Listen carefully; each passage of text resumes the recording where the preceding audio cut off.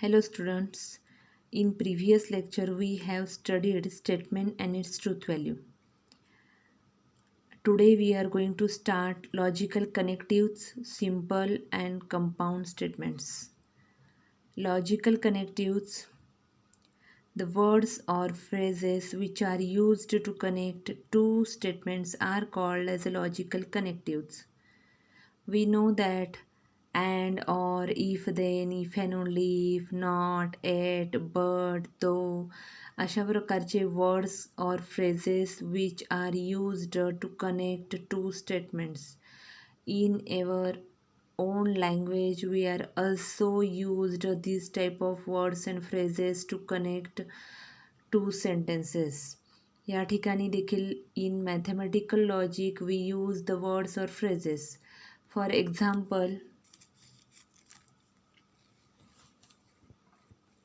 and, or, if then, if and only if, not, 1, 2, 3, 4, 5. 5 logical connectives are we used to connect two statements are called as the logical connectives. The next point आहे simple statement. A statement which cannot be split further into two or more statements is called a simple statement. For example, 3 and 5 are twin primes. हा जो and आहे म्हणजे जो logical कनेक्टिव्ज आहे जे to or more statements जोडण्यासाठी connect करण्यासाठी वापरतात असं आपल्याला फर्स्ट पॉईंटमध्ये सांगण्यात आलेलं आहे. मग या ठिकाणी अँड हे वापरलेलं आहे तरी देखील हे सिम्पल स्टेटमेंट कसं काय? तर हे अँड हे वापरलेलं आहे पण या ठिकाणी टू स्टेटमेंट्स नाही आहेत. पहा 3 and 5 are twin prime, it is only one statement. So this type of sentence किंवा statement is called as a simple statement which cannot be split into further statements, two or more statements. Then the next point आहे compound statement. The statements that are formed by combining two or more than two simple statements. म्हणजे आपल्याला जर two statements दिलेले असतील आणि ते connect केलेले असतील अशा प्रकारच्या लॉजिकल कनेक्टिव्सनी, तर त्या टू सेंटेन्सनी कनेक्ट केल्यानंतर तयार होणारं जे स्टेटमेंट आहे त्याला आपण म्हणतो कंपाऊंड स्टेटमेंट.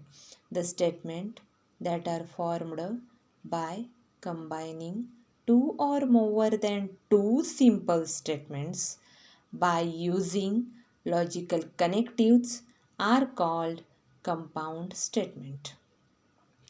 पुढे आपण अशा सिम्पल स्टेटमेंट आणि कंपाऊंड स्टेटमेंटची काही एक्झाम्पल्स पाहिल्यानंतर प्रॅक्टिसने तुमच्या लक्षात येईल. पण नेक्स्ट पॉईंट आहे सिम्बॉलिक फॉर्म. सिम्बॉलिक फॉर्म तयार करण्यासाठी आपल्याला माहिती आहे की मॅथ्समध्ये सिम्बॉल्स वापरल्याशिवाय काहीच चालत नाही. तर या ठिकाणी आपण सिम्बॉल्स वापरणार आहोत. म्हणजे दिलेले स्टेटमेंट्स जे वर्डमध्ये दिलेले असतात ते मॅथमॅटिकल फॉर्ममध्ये, सिम्बॉलिक फॉर्ममध्ये काय करणार आहोत, तयार करणार आहोत. आणि त्यासाठी आधी आपल्याला सिम्बॉल्स माहिती असणं आवश्यक आहे. Two or more statements are joined by logical connectives. So त्या लॉजिकल कनेक्टिव्हसाठी सिम्बॉल पाहिजे. आपल्याला माहिती आहे की statements are normally denoted by small letters PQR. Okay. त्यानंतर मग लॉजिकल कनेक्टिव्ह कशाने डिनोट करतात हे जर माहिती झालं तर ओव्हरऑल आपला सिम्बॉलिक फॉर्म तयार होणार आहे. मग या ठिकाणी हे जे and, or, if, then, if and only, if आणि नॉट हे टोटल एकूण किती आहेत? 5 कनेक्टिव्ज आहेत, लक्षात ठेवायचे. त्याचा सिक्वेन्सही लक्षात ठेवायचा. अँड, मग or, then if and only if, not. 5 sequences पण लक्षात ठेवायचे. 5 कनेक्टिव्सचे सिक्वेन्स पण लक्षात ठेवायचं. त्यानंतर अँडला कंजंक्शन असे देखील म्हणतात. त्याचा सिम्बॉल आहे कॅप. ऑरला डिसजंक्शन म्हणतात. त्याचा सिम्बॉल आहे join. If then conditional or implication. त्याचा सिम्बॉल आहे सिंगल ॲरोज. पण असे 2 लाईन्स देखील आपण काढू शकतो, पण एकाच बाजूला ॲरो. त्यानंतर if and only if then वेगळं, ज्याला कंडिशनल आणि इम्प्लिकेशन म्हणतात, आणि if and only if J अशा पद्धतीनं RFFनी पण लिहितात, आणि बाय कंडिशनल और डबल इम्प्लिकेशन ज्याला दोन्ही बाजूला ॲरो असतो तो अशा दोन्ही प्रकारे दाखवतात पहा.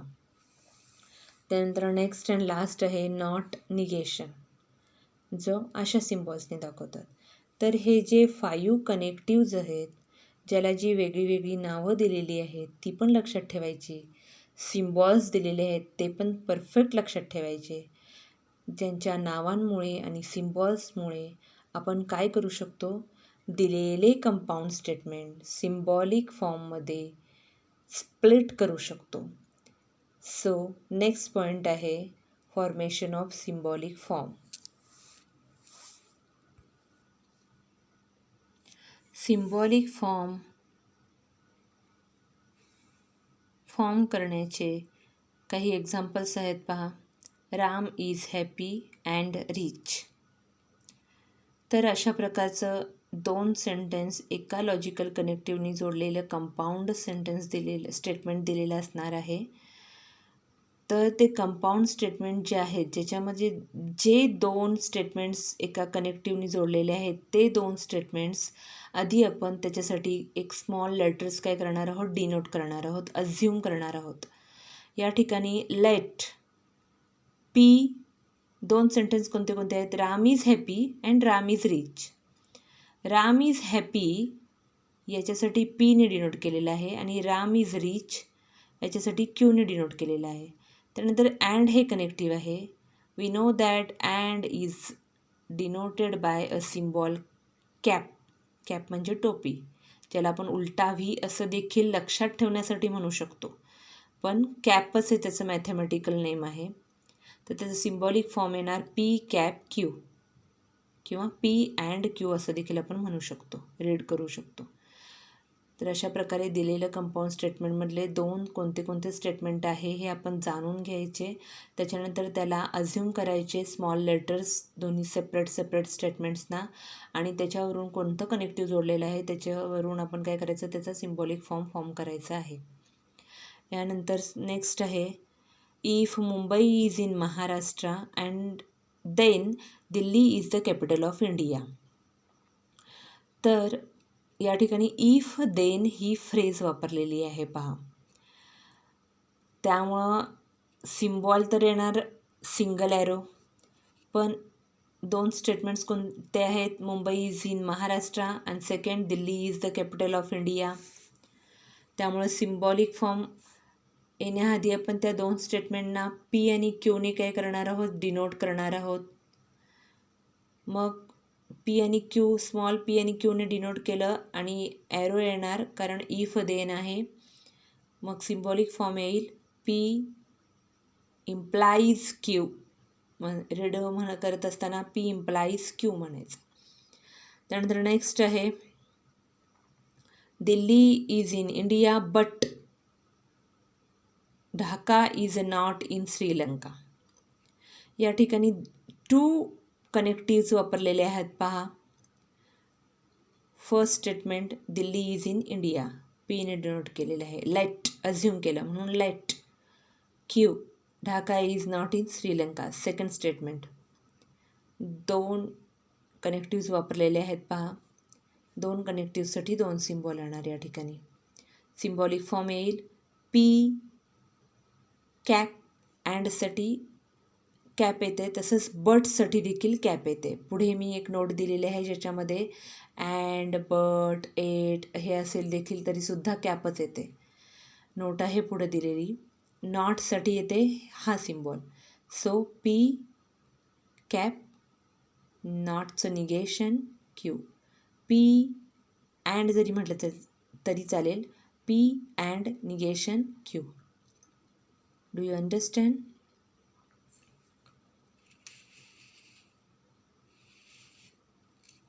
Next, write the truth value of the following statements. Next example. Milk is white. If and only if sun rises in the west. तर अशा प्रकारची काही एक्झाम्पल्स टेक्स्टबुकमध्ये दिलेली असणार आहेत. ही सोडवता येणार केव्हा? तर नेक्स्ट पॉईंट आहे ट्रूथ टेबल.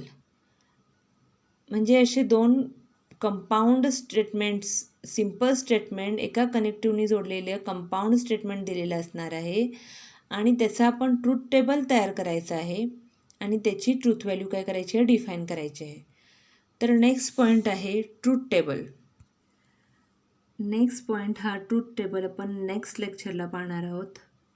सो या ठिकाणी आता आपण थांबूयात. Okay, thank you.